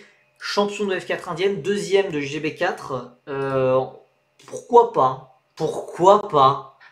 Les mêmes dingueries que dans les urnes. Non, non, c'était vraiment des dingueries très sympas sur Renault, sur son manager, sur la façon de gérer les réseaux sociaux, sur comment il était au fond du gouffre en sortant de la saison et tout. Enfin, c'était passionnant. C'était passionnant, hein. Vraiment, l'interview, je la recommande. Je vais mettre 2 étoiles à Cooper Webster pour être sympa, puisque moi je crois qu'il peut y avoir quand même un petit potentiel. C'est juste qu'il a jamais eu le, le budget, l'équipe pour avoir une vraie chance et pour vraiment se battre avec les meilleurs. Mais Cooper Webster, petit talent, doit prendre moins qu'Harry Evans. Ouais, ouais. Ah, c'est sûr, il est chez Evans, quoi, c'est compliqué. Je vais garder 2 étoiles pour être sympa. Et Kai Darianani, en vrai, il a fait 12e de F4 britannique cette année, alors qu'il a fait 2 saisons de F4 avec absolument rien. Donc il y a de la progression. Je vais lui mettre une étoile pour saluer ses encouragements. Et par le simple fait que c'est un pilote indien et que du coup, vu que je suis biaisé, je suis obligé de mettre une étoile. Et voilà, en plus il a fait Macao l'an passé, bah, c'est bon, voilà, toutes les raisons à mettre une étoile. Non, je suis pas du tout biaisé, qu'est-ce que vous racontez? Et on passe à la dernière équipe TGM Grand Prix. Bon, c'est extrêmement random. Je m'attendais à des pilotes un peu plus intéressants pour être honnête. On a Sota Ogawa, pilote de 25 ans, qui sera le doyen de cette grille du Grand Prix de Macao, champion de Formule régionale japonaise, qui est un championnat très très très très peu relevé, avec très très peu de voitures. Je vais mettre une étoile honnêtement. En plus, il n'a pas roulé de l'année en monoplace. Et à côté, on a Rintaro. Non mais zéro. Et zéro pour moi, c'est vraiment pour les gens cataclysmiques. Là, tu peux pas mettre zéro. Mais non, mais tu peux pas, vous pouvez pas mettre zéro. Pourquoi vous mettez tous zéro? Non, non, non. Pour moi, zéro vraiment, ça s'applique pour les pilotes qui ont toujours été vraiment aucune chance de gagner. Ouais, mais de base, j'avais même pas prévu de faire un zéro, hein. de base, j'avais prévu que la note minimale, ça soit une étoile. Donc, je vais garder mon une étoile et je vais juste réserver le 0 étoile pour Jet Bowling. Après, ça va peut-être faire un peu harcèlement. Ça fait un peu. Je tire sur l'ambulance Jet Bowling. Mais pour l'instant, il y a que 0 pour Bowling. Après, qui est-ce qu'il y a d'autre en une étoile? Ouais, Rodriguez. Ouais. Rui Liu. Il y a qui d'autre en une étoile? Abkazava. Ouais. En vrai, je pense que je vais garder comme ça. Hein. Je vais garder comme ça. Ouais, ah bah Sato, il est juste là parce que c'est le fils de Takuma Sato. Hein. Et là, pour une fois, c'est pas un homonyme ou quoi que ce soit et tout machin. Euh, et alors, je vous vois venir, donc 11ème de Super Formula Light, c'est mauvais parce qu'il y a genre 15 pilotes. 9ème de F4 japonaise, il y a quand même une quarantaine de pilotes. C'est pas pareil. Mais bon, je peux comprendre que vous soyez pas hypé. Je vais mettre une étoile parce qu'on sait jamais. C'est le fils de Takuma Sato. Et si il y a un petit problème, un souci de volant et tout machin, et que c'est Takuma Sato qui prend la relève, pourquoi pas? On sait jamais ce qui peut se passer. Et voilà quoi. Il est pas si catastrophique non plus quoi. Donc, petit récap. Petit récap, on a donc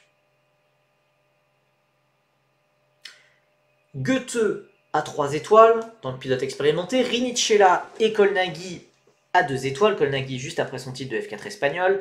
Chez RS, on a Ugo Chukwu et Enzo Dellini, notre français, à 3 étoiles. Tuka Taponen qui fait forcément partie des favoris à 5 étoiles. Chez Pinnacle, on a Léon et Boyal, 2 pilotes expérimentés à 3 étoiles. Chez Saint-Eloque, Théophile Naël, 3 étoiles et Alexander Abkazava, 1 étoile. Chez ART, on a James Wharton, le vice-champion de FRECA, 5 étoiles. Evan Gilter, 4 étoiles. Mais franchement, avec la pluie, c'est vrai que ça peut être très intéressant. Kanatoli, 2 étoiles. Toms, Kobayashi, 2 étoiles. Nakamura, 3 étoiles. Chez Kiwi Motorsport, la légende Jet Bowling à 0. Chez PHM, Aldairi, 2. De Palo, 2. Liu, 1. Chez Prema, l'équipe des super favoris. Beganovic et Dunn à 5 étoiles. Slater à 4. Chez Evans Grand Prix, Thiago Rodriguez à 1, Webster à 2, Darian Haney à 1. Et wow, allez. Ok, c'est bien pour vous faire plaisir. Hein. C'est bien pour vous faire plaisir. Je mets 0,5 étoiles. Mais je comprends, je suis pas d'accord que Rodriguez et Sato aient la même considération. C'est vrai, ça s'entend, ça s'entend. Goethe, c'est vraiment trop qu'il fasse Macao, le gars est en F2 et fait de la Freka. Bah, tu peux dire, enfin, Beganovic en soi, il a. Beganovic, il commence la F2 à la fin du mois, là, au Qatar. Hein. Bah non, pour moi, Kobayashi Nakamura, ça n'a pas la même note, puisque voilà, moi j'ai entendu des trucs très positifs sur Nakamura, alors que Kobayashi, j'en ai pas trop entendu parler. J'en ai pas trop entendu parler, donc c'est pour ça que je mets Nakamura plus haut que Kobayashi. Mais c'est juste des échos que j'ai eu quoi. Donc, pour moi, honnêtement, s'il y a pour moi, en tant que favori numéro 1, si je devais faire un pari, je parierais sur Alex Dunn. Maintenant, voilà, il y a plein de trucs qui rentrent en compte. Le matériel, les équipes, la météo, etc. Il y a plein de choses qui peuvent rentrer en compte. La question, c'est voilà, nos Français, ils vont faire quoi? Combien il y en aura dans le top 10? Est-ce qu'il peut y en avoir sur le podium? Franchement, on a quand même des bonnes chances. On a quand même des bonnes chances françaises. Ils sont dans des bonnes équipes. Alors évidemment, j'ai un peu plus confiance. Peut-être, je pense, en Evan Gilter qui a le combo pluie plus ART plus machin. Ça peut être franchement très très bien. Enzo Dellini, j'espère qu'il aura un meilleur matériel que sur la fin d'année de Freka où ça a été vraiment, vraiment laborieux. Théophile Naël, voilà, Saint-Éloque, j'ai pas envie de m'emballer sur une toute première comme ça à Macao. Ouais, podium pour moi ça me paraît juste vu la concurrence. Ouais, je suis d'accord avec un top 5, 2 top 10 et 3 top 15. À peu près, il y a une grille. Pardon, il y a une grille d'une trentaine de pilotes. Mais oui, voilà. Globalement, moi je vois bien voilà, Naël dans les 15, Dellini dans les 10, Gilter dans les 5. Ça serait. Enfin, je vois. Ça peut être, ça peut être bien. Ça peut être bien. Après, voilà, hein, on sait jamais. On peut être surpris, positivement comme négativement, malheureusement. On va voir ce que ça va donner. En tout cas, ça va être un week-end très très très sympa à suivre. À la fin à la fin du live, il y aura les horaires pour un peu tout le week-end que je posterai sur Twitter ensuite. On passe très rapidement à la Formule 4 française. T'as vu ce que je t'ai envoyé en DM Twitter sur Kiefer Estre? Je sais que quelqu'un m'avait envoyé quelque chose sur... pas récemment. Attends. Non. Bah pas récemment, oui. Enfin, je sais que les deux s'apprécient pas trop, oui. Bon, donc Taito Kato a finalement été sacré champion, mais le souci, c'est que voilà, même là, donc il y a une vraie décision qui a été faite par la FFSA, mais même là, c'est pas clair. C'est pas clair et Yannis Steveneden s'est forcément frustré de comment ça s'est passé, puisque théoriquement, l'appel a été gagné. Ouais, ouais. Yannis Steveneden a gagné l'appel. La décision... Alors attendez. On rappelle, il y avait une pénalité de 3 secondes qui avait été donnée à Taito Kato. C'est ce qu'on appellera la décision numéro 1. Cette pénalité a ensuite été annulée quelques heures après, lors de la décision numéro 4. Je me concentre, c'est vraiment pas évident. Cette pénalité a été annulée. Et donc, Yannis Steveneden, il a fait appel. Il a fait appel pour dire, bah non, cette pénalité, elle aurait pas dû être annulée. Et il a obtenu gain de cause. Cette décision numéro 4 a été annulée. Donc théoriquement, vous allez vous dire, bah du coup, Taito Kato a la pénalité de 3 secondes si la décision numéro 4 a été annulée. Eh ben non, puisque la décision numéro 1, donc la décision originale, a été rejugée, et du coup, il n'a pas de pénalité. Donc je peux comprendre pourquoi ça passe pas trop dans le clan belge, dans le clan Steven Edens, dans le RACB. Voilà, c'est un peu pas mal d'incompréhension quand même. Comment tu rejuges une décision entériné alors qu'il n'y a pas d'appel? C'est ridicule. Je ne comprends pas. Je ne comprends pas parce que voilà. Enfin, d'ailleurs, c'est ce qu'il dit. Hein, c'est ce qu'il dit sur son.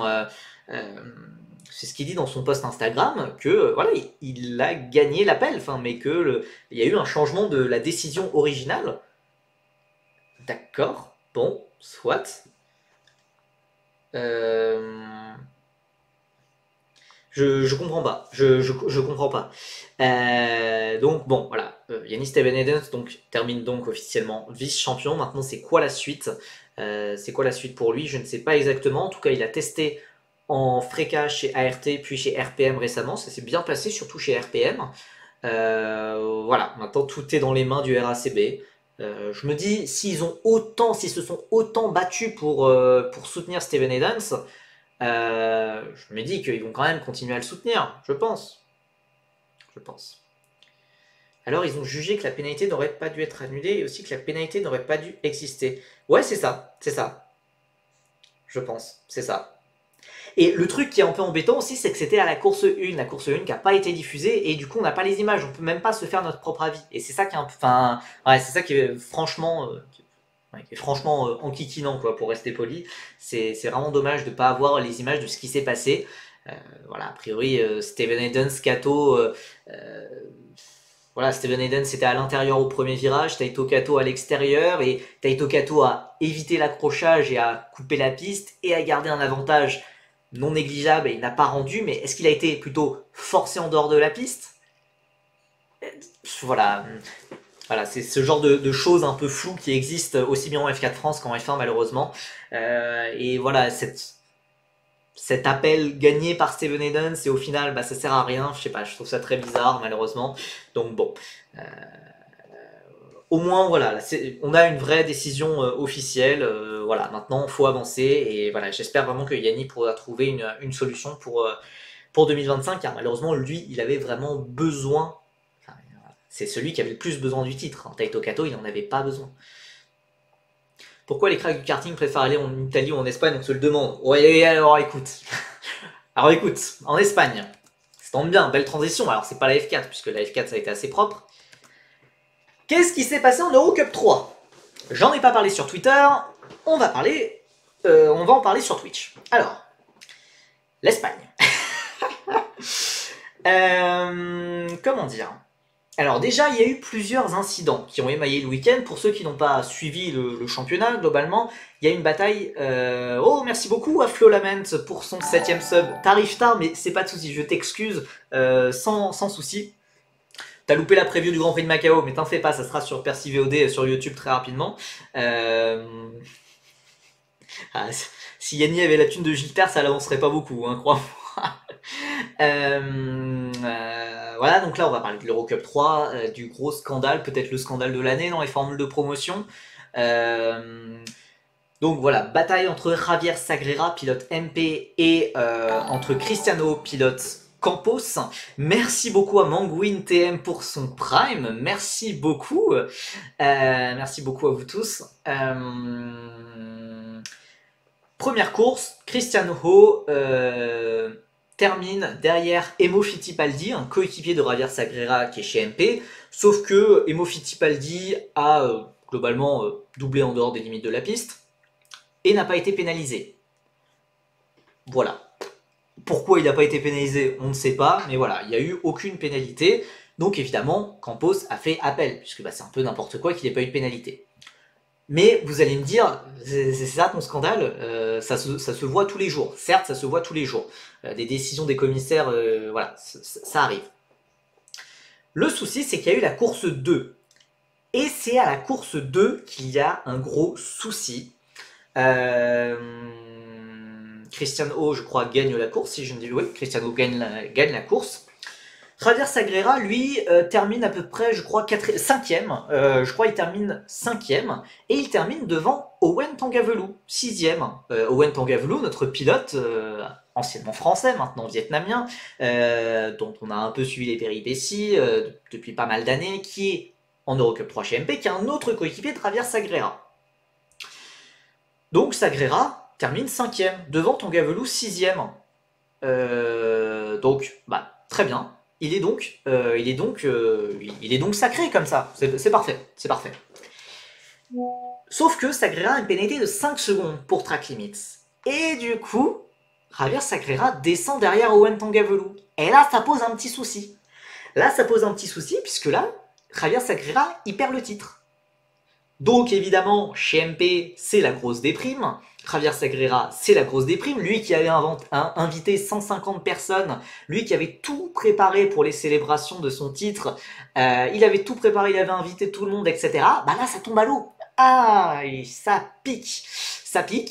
Donc Cristiano, on se dit, c'est bon, il va être champion, il l'a fait, quelle remontée. Enfin, il partait d'assez loin, mais il a fait un week-end exceptionnel. Trop cool, super. Sauf que, alors donc oui, j'ai pas parlé des pilotes invités pour un peu simplifier la chose, mais en tout cas voilà, si les choses restaient comme ça, si Tangavelou était devant Sagrera, ça aurait voulu dire que Sagrera n'était pas champion. Et donc, tout le monde part à l'aéroport, il n'y a pas de souci. Par exemple, Owen Tangavelou, il part à l'aéroport, pas de souci, machin. Et le petit Owen, il va checker les résultats sur Wikipédia pour voir un peu, comment ça s'est passé, la lutte au titre, un peu les résultats de ses coéquipiers, etc. La disqualification à Owen a été confirmée avant la pénalisation à Sagrera. Oui, mais on se doutait chez MP, on le savait, que a priori, très probablement, Sagrera allait avoir une track limit. Oui, voilà, c'est exactement ce que tu dis chez les frères d'Hermes. Donc voilà, et Tangavelou, sur Wikipédia, il trouve... je suis disqualifié. Comment ça, mon ref? Du coup, il comprend pas. Et il contacte son équipe. Et on lui dit, en effet, ouais, exactement. Il y a des mécanos, qui ont touché à ta voiture. Bon, bonne chance pour la suite. Des mécanos qui ont touché à ta voiture sans aucune raison pour la dernière course de l'année. Il n'y a pas beaucoup de raisons de faire ça. Il n'y a pas de course qui arrive après. Donc, Owen Tangavelou, disqualifié pour infraction technique. On a touché à ta voiture sous régime de parc fermé. La règle est la règle. Owen Tangavelou, il a beau être déjà à l'aéroport de Barcelone, c'est comme ça. Donc, Owen Tangavelou est disqualifié. Mince! Oh, c'est vraiment dommage pour MP Motorsport. C'est dommage puisque du coup, alors ouais, Owen est disqualifié, mais du coup, Sagrera, il gagne une place. Et du coup, il est champion. Non! Oh, hasard de dingue! Dinguerie! Ah non, franchement, franchement, c'est dommage. Ah, c'est dommage pour Owen, quoi. Mais Mais du coup, bah bon, bah, Sagrera est champion, on se console comme on peut, quoi. Voilà. Alors, ça n'a pas été confirmé, mais en tout cas, c'est ces accusations qui planent autour de MP. Voilà, c'est des accusations très lourdes et qu'on entend beaucoup, voilà, enfin, et ce qui explique en fait, qui explique pourquoi l'Eurocup 3 a dit dimanche soir, nous avons le champion rookie c'est Cristiano, le champion équipe c'est MP, le champion pilote on peut pas dire qui c'est, on va attendre. Et voilà, de ce que j'ai compris, ça va aller au tribunal au moins. Et j'espère que voilà, on aura plus de solutions. Mais en attendant, nous n'avons pas de champion d'Eurocup 3. Ce n'est ni Javier Sagrera ni Cristiano. Merci pour les compliments. Non mais si ça s'avère être vrai, MP pourrait disqualifier du championnat. J'ai aucune idée des conséquences en fait. J'ai aucune idée de ce que ça peut donner. Mais c'est vrai que pour moi, si ça se vérifie vraiment, pour moi, la sanction, elle doit être exemplaire. Hein. C'est impensable. Mais surtout, quel intérêt? C'est de l'Eurocup 3. Enfin, c'est pas comme si c'était un titre de champion du monde de F1. C'est de l'Eurocup 3. Ça donne même pas de points de super licence, puisque le championnat n'est pas reconnu par la FIA. Le truc, c'est que Sagrera, le pauvre, il y est pour rien. Mais clairement, clairement. Alors, quoique, on sait jamais, hein. On sait jamais. Mais non, non. Enfin, pour moi, c'est juste un truc de MP, quoi. C'est complètement dingue. C'est complètement dingue. Donc évidemment, on va voir ce que ça va donner dans les prochains jours, semaines. MP contribue beaucoup à la Eurocup 3. Sans MP, la catégorie plongerait. Ouais, MP d'ailleurs a des parts dans le championnat, tout comme Campos, tout comme Drivex, etc. Exclu du championnat peut-être, ouais, je sais pas, ou exclu du week-end, je sais pas. En fait, le truc c'est que tu peux pas mettre une pénalité à Sagrera. C'est vrai que le pauvre il a rien demandé et tu vas pas enlever des points à Sagrera. Enfin, honnêtement, je trouve impossible que MP fasse cette erreur par accident. Bah ouais, enfin, y a aucun intérêt à toucher à une voiture sous parc fermé alors que la prochaine course elle est en février. Enfin, j'ai du mal à trouver des excuses. Enfin voilà, j'ai du mal à trouver des excuses et en tout cas voilà, donc il n'y a pas de champion décerné. Voilà. Surtout que MP ils sont censés partir de la Frega en fin d'année et donc se concentrer sur l'Eurocup 3. Le calcul était simple à comprendre, c'était tellement grossier. Ouais, non mais enfin, surtout que moi j'ai pas suivi les courses en direct. Donc franchement quand j'ai appris tout ça, je me suis dit, mais il s'est passé quoi comme dinguerie? Briator Prime n'aurait jamais osé. Mais franchement, là, franchement, ouais, ça fait passer le Crash Gate pour un truc d'amateur. C'est, enfin, waouh, c'est complètement dingue. J'ai la vraie solution de disqualifier tout le monde et donner le titre à Gaspard Le Gallais. Est-ce que tu serais pas suisse, par exemple? Ou à Luciano Morano, hein? Pourquoi pas, hein? Non, mais c'est complètement dingue. Et franchement, si ça se confirme, waouh, ça se confirme. Et donc oui, pour réagir, oui, c'est dans ce championnat où va Jules Caranta l'an prochain. Hein. Il ira pas chez pas chez les méchants, il ira chez les gentils, chez Campos. Mais waouh, ça fait peur. Ça fait peur. Après, je me dis en soi, c'est une situation qui pourrait arriver dans n'importe quel championnat. Hein. J'ai pas spécialement envie d'incriminer l'Eurocup 3. Alors certes, MP. Enfin, en fait j'ai pas envie d'incriminer l'Eurocup 3 tant qu'il n'y a pas de sanction, tant qu'il n'y a pas de décision. On verra la décision, mais pour moi, c'est impensable de laisser le titre à Sagrera. Et c'est dommage car c'est pas de sa faute. Il y peut rien. Mais et là, je suis désolé, enfin, c'est pas pensable. Et même que MP garde le titre équipe, si ça se confirme, là encore, c'est pas possible. C'est pas possible de gagner comme ça, quoi. Bref, en tout cas, force dans tout ça à Owen Tangavelou qui s'est fait disqualifier sa voiture pour aucune raison. Il en avait gros sur la patate. Et surtout que, bah, enfin, Owen, il a besoin de résultats, il a besoin de choses comme ça. Comment t'enlèves le titre à Sagrera? Bah, je sais pas, pour moi, ça serait un truc genre comme un peu comme pour Masseo Capito. Je sais que c'est pas du tout similaire, mais genre t'enlèves tous les résultats de MP du week-end. Tous les résultats de MP, tu dis bah non, ça a été obtenu de façon illégale et du coup voilà, on enlève tous les résultats de MP, du coup Cristiano est champion. la solution la moins poignante, pénaliser Fittipaldi pour son passage hors piste. Oui, c'est vrai que ça donnerait aussi le titre à Christian Ho, mais au-delà de, enfin, que le titre revienne à Christian Ho, ok, mais le truc c'est qu'il ça peut pas rester impuni ce genre de truc. Enfin, c'est pas pensable quoi, c'est pas pensable. Question HS, bon, c'est pas totalement HS, mais la Winter F4 Spain, ça vaudra quoi? Je ne sais pas, mais a priori je pense que ça sera à suivre. Ça sera à suivre, bah déjà il y aura l'Eurocup 3 Winter Series avec notamment Jules Carentage et Campos. Je vais suivre ça, mais je pense que ça sera un bon championnat rival à la F4 Emirati et qu'on va pas s'ennuyer cet hiver, je pense. Je sais pas s'il y aura des Français dans ce championnat, mais je pense qu'il y aura du bon niveau quand même. Donc voilà, c'était le scandale de la semaine, voire peut-être le scandale de l'année. On verra s'il y a des décisions qui arrivent. En attendant, il n'y a pas de champion en Eurocup 3, il y a juste un champion de la triche. Bref, on va se quitter, on va pas tarder à se quitter. Voici tous les horaires.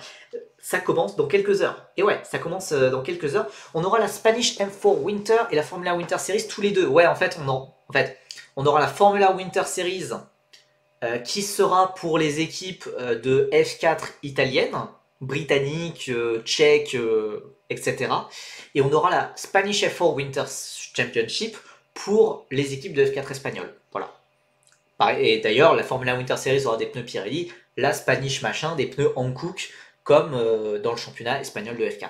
Donc voilà, le Grand Prix de Macao, ça commence dans quelques heures avec les premiers essais libres. Donc voilà, vous voyez ce format, il y a 2 qualifications. L'une dès demain matin à 8h25 du matin et le vendredi à 7h55. Il n'y a pas de course 1, course 2 ou je sais pas quoi, il n'y a pas de nanani, pas de nanana. On va prendre tout simplement le meilleur temps de ces séances de qualification, on va combiner les 2 séances et celui qui a fait le meilleur temps partira en pole position pour la course qualificative. Et voilà, course qualificative. Ensuite, comme je l'ai expliqué un peu plus tôt, l'ordre d'arrivée de la course qualificative donnera la grille de départ pour, et je sais même pas écrire, waouh, pour peut-être le Grand Prix de Macao. Dimanche à 8h30. D'ailleurs, petite info, comme ça, c'est diffusé où? Je suis là, sur Twitch, sur ma chaîne Twitch. Ça fait quelques temps que j'ai pas diffusé de course, que j'ai pas commenté de course en live. Et si vous voulez, voilà, ça c'est ici pour suivre les commentaires en français et suivre le splendide triplé franco-français. Voilà, ça sera ici. On va streamer les courses qualificatives samedi à 8h30 et dimanche le Grand Prix de Macao à 8h30. Mais sinon, si vous me détestez et que vous voulez des commentaires anglais et que voilà, c'est sur la chaîne YouTube de la FIA. Et d'ailleurs, moi, je prendrai. Tu mettras les replays en VOD. Ouais, je mettrai les replays en VOD. Donc, ça sera avec des commentaires français. Et puis, je pourrais diffuser l'image vu que c'est sur YouTube et que c'est pas un truc de la FOM, hein, donc ça devrait passer. Oui, il y a aussi Motorsport TV. Cool, c'est plus le site chelou de Macao. Il y a aussi le site chelou de Macao qui diffuse. Mais voilà, moi je veux pas prendre de risques. Je vais diffuser le YouTube de la FIA avec les commentaires français. Et voilà, ça devrait pas poser de problème normalement. Mais donc du coup, contrairement au précédent live où on se disait rendez-vous dans une semaine pour débriefer et tout machin, là rendez-vous samedi matin 8h30, course qualificative. Évidemment, on se retrouvera d'ici là un petit peu avant sur Twitter pour parler des résultats de ces qualifications. Qualification potentiellement sous la pluie. Normalement, les 2 courses devraient se passer sur le sec. Voilà, ça va être intéressant et c'est voilà les dernières courses de formule de promotion de l'année. On a eu les dernières formules de promotion européennes. Là, c'est les dernières formules de promotion mondiales, puisqu'après ça, il restera que la F2 et la F1 Academy au Qatar et à Abu Dhabi. Et voilà, la fin d'année s'approche. Il y a quand même quelques tests, toujours quelques tests en Europe, mais pour les courses, on s'approche de la toute fin. Écoutez, donc du coup, on se retrouve samedi 8h, enfin, je dis 8h30 puisque ce sera le départ, mais je pense on prendra l'antenne un petit peu plus tôt, genre 8h15, 8h20. Revenir notamment sur les qualifications, sur comment ça s'est passé. Et d'ici là, bah écoutez, passez à tous une très bonne soirée. Et voilà, on espère avoir des belles surprises au réveil avec la première séance de qualification. Et voilà, excellente soirée à tous. Et surtout, à samedi. Salut.